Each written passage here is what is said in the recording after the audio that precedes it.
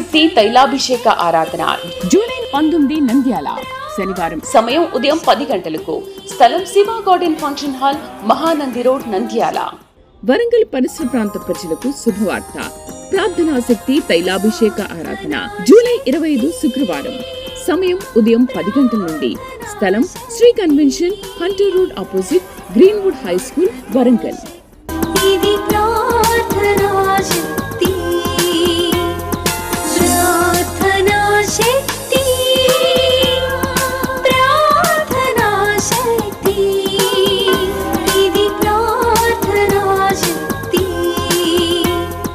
యేసయ్య నామములో మీకు వందనాలు తెలియపరుస్తూ ఉన్నాను. ప్రియులరా, ఈ దినము కొరకు దేవుడు సిద్ధపరిచిన వాగ్దానాన్ని మనం స్వాధీనపరచుకుందాం. పరిశుద్ధ గ్రంథంలో నుండి నిర్గమాకాండము 33వ అధ్యాయము 14 వచ్చిన తర్వాత ప్రభు మిమ్మల్ని దర్శిస్తూ ఉన్నారు. నోట్ చేసుకోండి. నిర్గమాకాండము, ఎగ్జడస్ చాప్టర్ 33 వర్స్ 14. నా సన్నిధి నీకు తోడుగా వచ్చును, నేను నీకు విశ్రాంతిని కలగజేసేదను. నా సన్నిధి నీకు తోడుగా వచ్చును, నీకు విశ్రాంతి కలగజేతును అన్నాడు. ఈ దినం మీరు ఏ పని అనుకుని ఎదరికి వెళ్ళాలనుకుంటున్నారో, ఏ ఉద్దేశంతో అడుగులు ముందుకేయటానికి ప్రణాళికలు సిద్ధం చేసుకుని వెళ్ళనా మానేనా వద్దా, వెళ్ళిందాకోండి పని అవుతుందా అవదా, నాకు విడుదల అవుతుందా, నాకు నెమ్మది కలుగుతుందా, ఇలాగ వెళ్తే, ఇలాగ అడిగితే, ఇలా మాట్లాడితే, ఇలా తీసుకుని వస్తే అది దీవెనేనా కాదా, అనేక రకాల ఆలోచనలు ఉన్నావు కదా. ఈ దినాన్ని దేవుడు నీతో మాట్లాడుతున్నది ఏంటంటే, మీరు వెళ్ళే ప్రయాణానికి దేవుని సన్నిధి తోడుగా రానయ్యింది. శుభకార్యం నీ ఇంట్లో జరగబోతూ ఉంది. నీవు ఒక శుభముతో ఎలుగెత్తి ప్రభుని స్తుతిస్తావు. నీ నోటి నిండా నవ్వు ఉంటుంది. అందుకనే నువ్వు వెళ్తుంటే ఎందుకు ఈ ప్రయాణము సఫలమవుతుంది, అనుకున్న పని సక్సెస్ అవుతుందంటే ఆయన సన్నిధి నీకు తోడుగా ఉందని చెప్తా ఉన్నాడు. మీరు ముందుకెళ్ళండి, జయం అవుతుంది. అందులో గొప్ప మాట ఏంటంటే, దాని ద్వారా వెళ్ళిన తర్వాత మీకు విశ్రాంతి దేవుడు కలగజేస్తాడు. నువ్వు ఏది జరిగితే ప్రాణము నెమ్మదవుతుందని వెళ్తున్నావో, నువ్వు అనుకున్నట్టే ఊహించిన దానికంటే గొప్పగా జరుగుతుంది. మళ్ళీ తిరిగి నీ ప్రయాణము నెమ్మదిగా వస్తుంది అనమాట. ప్రాణము నెమ్మదిగా, అబ్బా దేవుడు ఎంత నెమ్మది ఇచ్చాడు, ఎంత విశ్రాంతిని ఇచ్చాడు.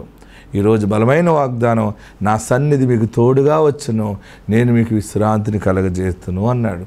ఇక మీదట మీ ఇబ్బందులు, మీ కష్టాలన్నీ తీరిపోయేలాగా దేవుడు మీ ప్రయాణమును సఫలము చేయబోతున్నాడు. ఒకవేళ ఏది కావాలని వెళ్తున్నావో జయముతో తిరిగి వస్తావు. ఆత్మ తోడుండును గాక. ఆమేన్.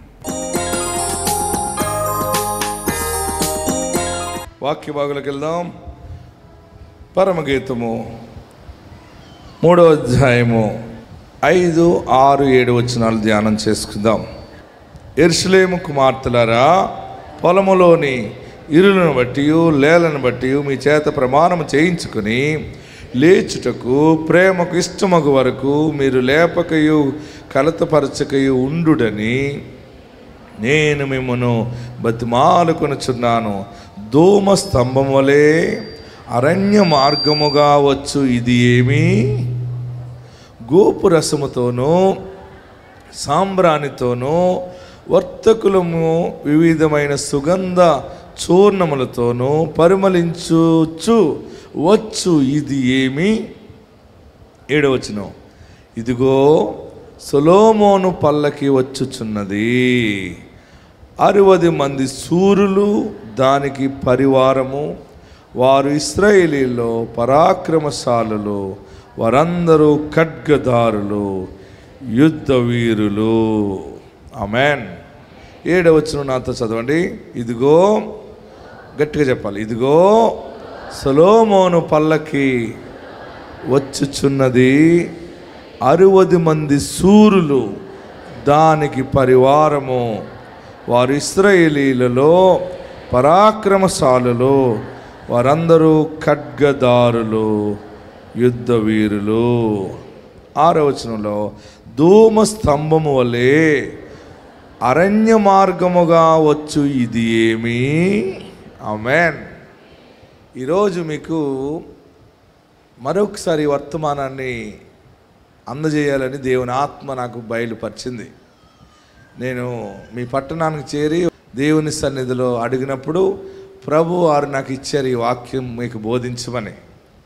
పల్లకి, ఇది అరణ్య పల్లకి. ఏ పల్లకి ఇది? అరణ్య పల్లకి. ఆమెన్. పల్లకి రాజకోట నుండి వస్తాయి, పల్లకి పెద్ద పెద్ద ఇంట్లో నుండి వస్తాయి, శుభకార్యాలు జరిగే దగ్గర నుంచి, పెళ్లి వారి ఇంటి దగ్గర నుంచి పల్లకి వస్తుంది. కానీ ఈ పల్లకి ఎక్కడి నుంచి వస్తుంది? హలో, ఈ పల్లకి చెప్పాలి, ఈ పల్లకి ఎక్కడి నుంచి వస్తుంది? అరణ్యములో నుండి పట్టణములోకి వస్తుంది ఇది. ఆమెన్. ఏ పల్లకైనా పట్టణములో నుండి అరణ్యములోకి వెళ్ళే అవకాశాలు ఉంటాయి, కానీ అరణ్యములో నుండి పట్టణములోకి వచ్చే పల్లకి ఎక్కడ కనపడదు. కనపడుతుందా? పల్లకి ఎంతమంది తెలుసు? పల్లకి తెలిసిన వాళ్ళు చేయిపోయికెత్తండి. చాలామంది తెలీదా? మోసుకెళ్తారు కదా. మన చిన్నప్పుడు పెళ్లి కూతుర్ని ఒక తొట్టి కట్టి మందిరంలాగా కాడలు పెట్టి మోస్తారు, 4-5 మోస్తారు. పెళ్లి కూతురు పెళ్లి కొడుకుని కూడా ఎక్కించుకుని దాంట్లో కూర్చోబెట్టి ఆ పెట్టిలో అందరూ ఊరంతా ఊరేగించేవారు ఇంతకుముందు. ఈ పల్లకి ఎందుకు ఊరేగిస్తారంటే వాళ్ళిద్దరూ పెళ్లి చేసుకున్నారని అందరూ చెప్పడం అనమాట. అందులో ఉన్నవారు కూడా ఎంతో సంబరపడిపోతూ ఉంటుంటారు. పల్లకి అంటే పూర్వం రాజవాహనం. అది ఫస్ట్లో ఏ వాహనం? అది రాజవాహనం. రాజులు ఎక్కడికైనా వెళ్ళాలంటే ఫస్ట్లో వారిని ఆ భటులు పల్లకీలో పెట్టుకుని రాజుగారిని తీసుకెళ్తూ ఉండేవారు. తర్వాత కాలంలో గుర్రముల మీద వెళ్ళేవారు. తర్వాత ఈ పల్లకి దేవుళ్ళని ఊరేగించటానికి కూడా ఉపయోగించారు, మనుషులను కూడా ఊరేగించేవారు.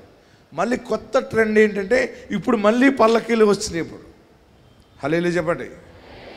పల్లకి అంటేనే దాని పేరులోనే ఉంటుంది గొప్ప ఆనందం ప్రియులరా. కానీ ఈ పల్లకి గురించి పరమగీతములో రాయబడిన మాట ఏంటంటే, పరమగీతము అనగానే ఇది దేవుని గీతము అని అర్థం ఉంది. ఏం గీతం ఇది? దేవునిది. పరమగీతం అంటే పరమునకు సంబంధించిన పాట ఇది. ఆమెన్. హల్లెలూయా చెప్పండి. అయితే ఇక్కడ షూలమితి అనేటువంటి ఒక అమ్మాయి కనబడుతుంది. ఆ షూలమితి మాట్లాడుతున్న మాటలు అన్నమాట ఇవి. షూలమితి అనేటువంటి అమ్మాయి ఎవరంటే ప్రియురాలుగా ఎంచబడింది. పెండ్లి కుమారుడు ప్రియుడు ఎవరు అంటే యేసు క్రీస్తుకి సాదృశ్యముగా ఉన్నాడు. ఆమేన్. హల్లెలూయా. గట్టిగా హల్లెలూయా చెప్పండి. గట్టిగా హల్లెలూయా చెప్పండి. ఈనాటి సంఘమే క్రీస్తు వధువ సంఘము. మనమందరము ఆయన ప్రియురాలుగా ఉన్నాము. ఆయన మొదటిసారిగా శరీరధారిగా భూలోకానికి వచ్చి ఆయన రక్తమును కార్చి సిలువ వేయబడి ఇదంతా చూపిన ప్రేమ ఏంటంటే ఆయన స్వరక్తం ఇచ్చి సంపాదించిన ఈ సంఘమును ఆయన ప్రధానము చేసుకున్నారు. ఆయన ఆమెన్. ఏమైంది? ప్రధానము ఎంగేజ్మెంట్ అయింది. ఈ సంఘము ఆయన బోర ఊదుతాడు, ప్రేమ బోర. ఆ బోర ధ్వనికి సంఘము, క్రీస్తు సంఘము ఎత్తబడుతుంది. ఎత్తబడినప్పుడు ఆయన గొర్రెపిల్ల వివాహ మహోత్సవంలో పాలు పొందుతాడు. ఆమేన్. హల్లెలూయా చెప్పండి. గట్టిగా హల్లెలూయా చెప్పండి. సంఘమును ఆయన పెండ్లి చేసుకుంటాడని వాక్యము సెలవిస్తూ ఉంది. ఇది అనేక రకాల మర్మములతో కూడిన మాటలు ఇవి. అయితే ఇక్కడ ఈ ప్రియురాలు ఎవరు అంటే షూలమితి అంటే క్రీస్తు సంఘము. సంఘము అనగా సంఘ బిడ్డలు. సంఘ బిడ్డలు ఎవరంటే నీవు నేను దేవుని ప్రియురాలుగా ఉన్నాము. హల్లెలూయా. హల్లెలూయా. అయితే ఇక్కడ షూలమితి ఒక కార్యక్రమానికి అటెండ్ అయినప్పుడు ఆ అమ్మాయిని అక్కడ ఉన్నటువంటి యెరూషలేము కుమార్తెలు, గర్విష్ఠులు చాలామంది డిస్టర్బ్ చేస్తారు. డిస్టర్బ్ చేసి నువ్వేంటి, నీ బ్రతికేంటి అని ఇష్టం వచ్చినట్టు మాట్లాడుతూ ఉంటే వారికి ఒక దండం పెట్టి చెప్తుంది అనమాట. ఇక్కడ ఏమంటుందంటే 5వ వచనంలో, యెరూషలేము కుమార్తెలారా, ఇదిగో ధూమ స్తంభం వలె అరణ్య మార్గముగా వచ్చు ఇది ఏమి? గోపరసముతోనూ సాంబ్రాణితోనూ వర్తకులము వివిధమైన సుగంధ చూర్ణములతో పరిమళించుచూ వచ్చు ఇది ఏమి అంటే ఇదిగో సొలొమోను పల్లకి. హల్లెలూయా. అంటే దాని అర్థం ఏంటంటే, ఇంకా టెన్షన్ పడకండి, మీకు ఇంకా అర్థమయ్యే రీతిలో చెప్తున్నాను నేను. ప్రియురాలుగా ఉన్నటువంటి షూలమితి యెరూషలేము కుమార్తెలు ఎటకారాలు చేసేటువంటి హేళన చేసే గ్రూపుకి ప్రామిస్ చేస్తుంది, మీకు ఒక నమస్కారం, మీరు నన్ను కలవరపడినవ్వకండి, నన్ను మీరు డిస్టర్బ్ చేయకండి. ఎంతవరకు అంటే లేచుటకు ప్రేమకు ఇష్టమగు వరకు మీరు లేపకయు కలతపరచకై ఉండుడని నేను మిమ్మల్ని బతిమాలుకుంటున్నాను. ఎందుకంటే అరణ్య మార్గము నుండి ఒక పల్లకి వస్తుంది. అంటే నా దీన దరిద్ర జీవితమే ఆశీర్వాదముగా బయటికి రాబోతా ఉంది, మీరు చూస్తారు. ఆమేన్, హల్లెలూయా. గట్టిగా హల్లెలూయా చెప్పండి. మీరందరికీ నేను హేళనగా ఉండొచ్చు, మీ అందరికీ నేను చాలా చిన్నగా కనపడచ్చు, కానీ ఇది ఎలాగొస్తుందంటే గోపురసముతోనూ సాంబ్రాణితోనూ. అంటే గోపురసం అంటే సువాసన, అత్తరుతోటి. సాంబ్రాణి అంటే పూజ ఆరాధనతోటి నేను మీ అందరి ముందుకు రాబోతున్నాను. అదే నా పెండ్లి కుమారుడైన సొలొమోను మహాపల్లకి. గట్టిగా చప్పట్లు కొట్టి ప్రభువును స్తుతించండి. ఈరోజు మనందరినీ కూడా చాలామంది మనము బయట వాళ్ళకి విలువగా కనపడం, యేసుని నమ్మేమంటేనే విలువగా లేను. ఆహా, యేసు మతంలోకి వెళ్ళిపోయావా, తైలాభిషేకం అంటే ఏంటో, అందరూ అందులోకి పోతున్నారు ఈ మధ్య అంటారు. ఆ పోయే వాళ్ళకి నీవు నేను చెప్పే మాట ఏంటంటే, గోపురసముతో వస్తున్న అద్భుతమైన సాంబ్రాణితో వస్తున్నటువంటి అరణ్య పల్లకి పట్టణములోకి రాబోతుందని చెప్తా ఉన్నాం. అంటే నీ దీన స్థితిలో నీ బిడ్డలు గొప్ప ఆఫీసర్లుగా ఏలుబడి చేయబోతున్నారు. వాళ్ళందరూ కూడా నీ బిడ్డ దగ్గరికి పనులు చేయించుకోవడానికి వస్తారు. మీ పిల్లలు రాజకీయ నాయకులు అవుతారు, మీ పిల్లలు సేవకులు అవుతారు, మీ కుటుంబాలు దీవెనగా ఆశీర్వాదకరంగా పల్లకి అంటే అనేక మంది మోయేవారు. ఆమెన్. నీ కుటుంబము గాయపడిందేమో, నీ హృదయము బాధపడుతుందేమో, ఒంటరిగా ఉండి కుమిలిపోతున్నావేమో, దేవుడు నీతో మాట్లాడుతూ ఉన్నాడు. నీవు ఒక షూలమితి, నీవు ఒక సంఘ బిడ్డవి, నీవు దేవుని ప్రియురాలువి, నీవు ఆయన నీతో ఉండగా నిన్ను అనేక మంది మోస్తారు. మన పల్లకి మోయటం అంటే ఏంటంటే, మనకు డబ్బులు లేవనుకోండి, ఎవరో పలకరించరు మనల్ని. నీవు మంచిగా ఇల్లు కట్టుకో, నీ ఇల్లుని చూసి తర్వాత నీ బిడ్డకి, నీ భర్తకి, నీ కుటుంబంలో వచ్చే ఆర్థిక ఆశీర్వాదాలను బట్టి నీవు బంగారం కొనుక్కున్నా, బట్టలు కొనుక్కున్నా, వ్యాపారం పెట్టుకుని కొంచెం పచ్చగా ఉండేసరికి నేను ఎలా మోస్తారు తెలుసా? పలానా చోట వ్యాపారం చేస్తున్నారు కదా, వాళ్ళు ఎవరో తెలుసా? మా తోటికోళ్ళకి తోటికోడలకి వాళ్ళ అమ్మగారు అత్తగారు మాకు దగ్గర, వాళ్ళు ఎవరో తెలియదు. నీ కొడుకు ఎమ్మెల్యే అయ్యాడనుకో, మొత్తం అందరూ కాన్స్టిట్యున్సీలో ఉన్న వాళ్ళందరూ కూడా ఆ ఎమ్మెల్యే ఎవరంటే మా తాతకి మాంగారికి అక్కడ బంధం అంట మాది, వాళ్ళు మా వాళ్ళే. ఎవరిని మోస్తారా? విలువ లేదని ఏడుస్తున్న నీ కుటుంబాన్ని, నీ పిల్లల కోసం అనేక మంది బంధత్వం కలుపుకుని మరి చెప్పుకుంటారు. నీ కన్నీటి జీవితాన్ని అనేక మంది పల్లకి మోస్తారు. హల్లెలూయా చెప్పరే, గట్టిగా హల్లెలూయా చెప్పరే. ఇలువ లేదని ఏడుస్తున్నావు, ఆస్తి లేదు, నాకు అన్నీ కోల్పోయాం, మా బ్రతుకు చిన్న కుటుంబం అంటున్నావు కదా. ప్రజలు నీ కుటుంబాన్ని పల్లకీగా మోస్తారని దేవుడి దినాన్ని మాట్లాడుతా ఉన్నారు. సంఘము ప్రియురాలైనటువంటి షూలమితి అంటుంది, అదిగో అరణ్య మార్గముగా వస్తుంది. అది ఏ మార్గంలో వస్తుంది? అప్పుల్లో నుండి వస్తుంది సాక్ష్యము, అనారోగ్యములో నుండి వస్తుంది గొప్ప సాక్ష్యము, దరిద్రములో నుండి పల్లకి వస్తుంది. ఇది సొలొమోను పల్లకి. అంటే సొలొమోను రాజు ఈనాడు యేసుక్రీస్తుకి సాదృశ్యముగా కనబడుతున్నాడు. రాజులకు రాజు యేసు వస్తూ ఉన్నాడు. ఆయనకి మనము వివాహము చేకూర్చే సమయం ఆసన్నం అవుతా ఉంది. ఈ పరమగీతము సొలొమోనే రాశాడు. సొలొమోను దేవుని ఆత్మతో ఈనాటి సంఘము కోసం పరిశుద్ధాత్మ ప్రేరణ ద్వారా అప్పుడు ప్రవచనాత్మకంగా రాసినటువంటి గ్రంథమే పరమగీతము. ఆమేన్. ఈ పరమగీతంలో లవ్ స్టోరీ కనబడుతుంది ఎక్కువ. ఏ లవ్ అంటే అది ఆత్మ సంబంధమైన ప్రేమ, సంఘమునకు క్రీస్తుకి మధ్య ఉన్నటువంటి ఆత్మీయ బంధము. ఆమేన్. అక్కడ అంటున్నాడు, ఆ షూలమిత అంటుంది, సంఘం అంటుంది అనమాట, ధూమ స్తంభములోలే అరణ్య మార్గముగా వచ్చు. ఇది ఏంటంటే గోపురసముతోను, సువాసనతోను, సాంబ్రాణితోను, వర్తకులం అంటే వ్యాపారాలతోను, వివిధమైన సుగంధ చూర్ణములతోనూ పరిమళించుచూ వచ్చు. ఇది ఏంటి అంటే సొలొమోను పల్లకి. నీ పిల్లలకి వర్తకం అంటే వ్యాపారము దీవెన కలుగుతుంది. మీ వ్యాపారములు అభివృద్ధి అవుతాయి. సాంబ్రాణి అంటే ధూపము ఏటానికి ఉపయోగపడుతుంది. ధూపము వర్షిప్, ఆరాధనకి సాదృశ్యముగా ఉంది. దేవుని కృప ద్వారా నీ బిడ్డలకు అనేక మందికి ఆరాధికులుగా ఉంటారు, ప్రార్థనా కుటుంబముగా ఉంటావు, అనేక రకాల ఆశీర్వాదాలతో మీరు ఉండబోతూ ఉన్నారు. మీకు అర్థమైంది కదా? ఇప్పుడు ఎవరు షూలమిత? ఎవరు? మనమే, క్రీస్తు సంఘమే. ఆమేన్. పెండ్లి కుమారుడు సొలొమోను మహారాజు ఎవరంటే రానున్న రారాజు యేసు రాజు.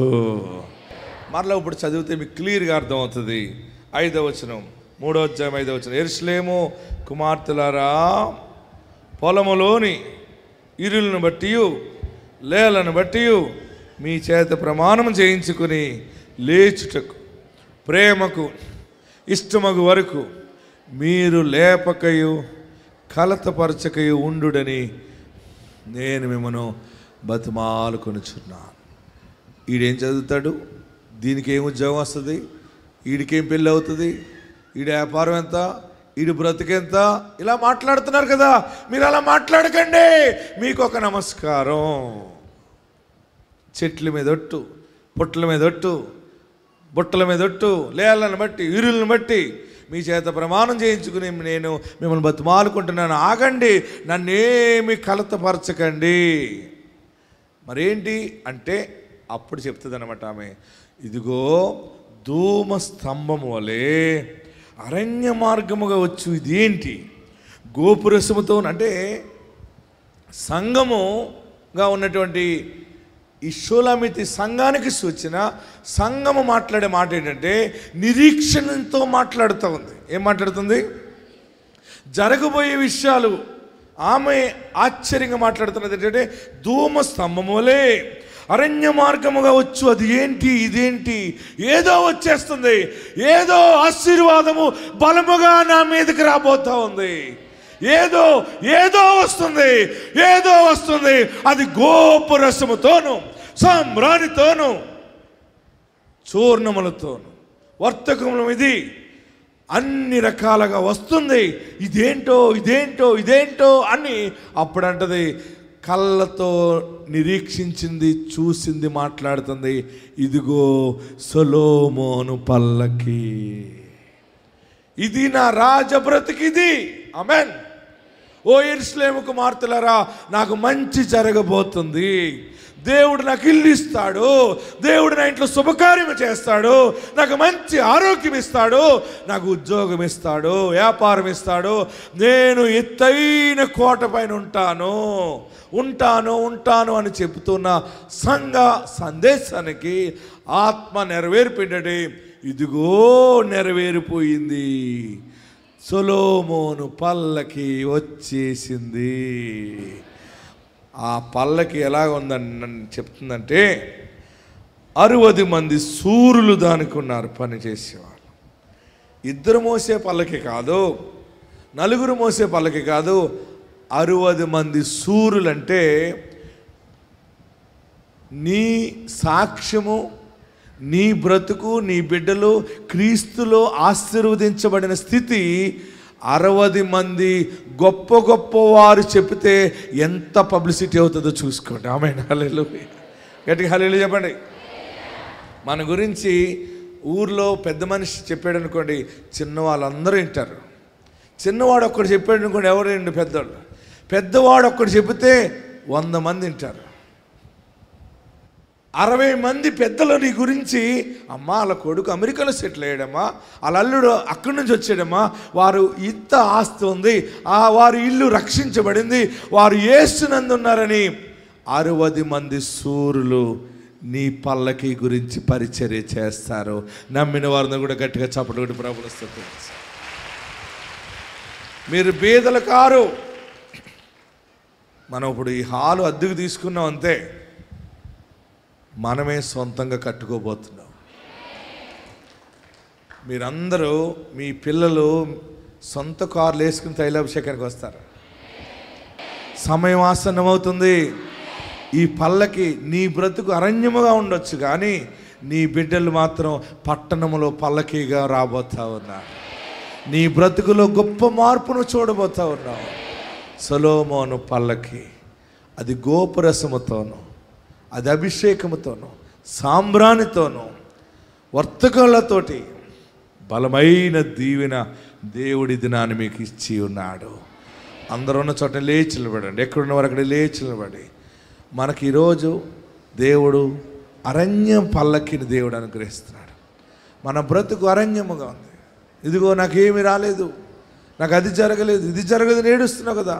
ఏంటో నా బ్రతుకు ఇలాగ అయిపోయింది, అందరికీ బాగానే జరుగుతున్నాయి, నాకు ఏమీ జరగలేదని ఏడుస్తున్నావు కదా. నీ అరణ్య బ్రతుకు నుండి ఉల్లాసముగా ఉండే పల్లకి సాక్ష్యము రాబోతా ఉంది. నీ అడవి బ్రతుకులో నుండి, నీ ఎడారి బ్రతుకులో నుండి, నీ ఓటమి పాలైన నీ జీవితంలో నుండి గొప్పగా ఊరేగించే పల్లకి బ్రతుకు రాబోతా ఉంది. అందరూ కూడా కళ్ళు మూసుకుని 2 చేతులు ఆకాశం వైపు చాపి, నా బ్రతుకు అరణ్యముగానే ఉందయ్యా, ఈరోజు మాట్లాడావు, నా పాపాలు క్షమించు బాబు, నన్ను పరిశుద్ధపరచు బాబు, నన్ను పవిత్రపరచు బాబు, నీవు తప్ప మాకు ఆధారం ఏది లేదయ్యా, నీవు తప్ప దారి లేదు బాబు. అందరూ ప్రార్థన చేయండి. నా పాపాలు క్షమించేసయ్యా, నా బిడ్డకి పల్లకి బ్రతుకు ఉందని చెప్పావు, నా బ్రతుకులో గొప్ప ఊరేగింపు ఉందని చెప్పావు. నిజముగా నీ స్థితి మారుతుంది. 100% ఈ నెల నుండి ఇంకా మార్పు చెందుతుంది. గొప్ప కార్యమును దేవుడు జరిగించబోతా ఉన్నాడు. ఆయన నిన్ను తలగా చేస్తాడు కానీ తోకగా చేయడు. తెలుసో తెలియకో నువ్వు పడిపోయేవేమో, పాపంలో పడిపోయేవేమో, ఆయన నిన్ను లేవనెత్తుతా ఉన్నాడు. నా యేసయ్యా, నువ్వు నాకు కావాలయ్యా, నీ రక్షణ నాకు కావాలి, నాకు మంచి మనసు ఇవ్వండి, నాకు నీ మనసు దయచే, నీతో నడవాలనుంది, నీతో ప్రయాణం చేయాలనుంది. నా జీవితము అరణ్యం అయిపోయింది, కానీ నీ నామమును బట్టి, నీ రక్షణను బట్టి నాది పల్లకీగా అరణ్య బ్రతుకు నుండి, దరిద్ర జీవితము నుండి రక్షణ మార్గములోకి బలమైన 60 మంది సూరులు మోసే రక్షణ సాక్ష్యములోకి, దీవెన సాక్ష్యములోనికి నువ్వు నడిపిస్తున్నావని మాట్లాడావు. హల్లెలూయా, హల్లెలూయా, హల్లెలూయా. 2 చేతులు తలపైన పెట్టి, నన్ను నీవు దీవించు, నా చేతుల మీదుగా నీ అభిషేకాన్ని దయచే. సొలొమోను పల్లకి ఆశీర్వాదము నాకు దయచే. అరణ్య పల్లకి, అరణ్యములో నుండి ధూమ స్తంభం వలె వచ్చు. ఇది ఏంటో అని నాకే ఆశ్చర్యమవుతుంది, కానీ నీ బిడ్డల పట్ల నువ్వు ఆశ్చర్యమైన కార్యాలు జరిగిస్తావు, నీ బిడ్డల పట్ల సూచక క్రియలు జరిగిస్తావు. హల్లెలూయా, హల్లెలూయా, హల్లెలూయా. అందరూ ప్రార్థన చేయండి. నా పాపాలు క్షమించు, నన్ను 2 అంతలుగా ఆశీర్వదించు, నీ బిడ్డగా స్వీకరించు. హల్లెలూయా, హల్లెలూయా. అందరూ ప్రార్థన చేయండి, అందరూ ప్రార్థన చేయండి. నీ ఉంటే నాకు చాలు బాబు, నీ కృప ఉంటే మాకు చాలు బాబు, నీ సన్నిధి ఉంటే మాకు చాలు బాబు అని. అయ్యో నాకు అన్నుంటే చెల్లుంటే బాగుండు, ఏదో చెప్పుకుంది నేను కష్టం, నాకెవరు లేరని ఏడుస్తున్నావా? ఒకవేళ అందరూ ఉన్నారు కానీ చెప్పుకునే సమస్య కాదు ఇది. నాలో నేను కుమిలిపోతున్నాను, ఏడుస్తున్నావా? అందుకనే దేవుడు నీతో మాట్లాడాడు.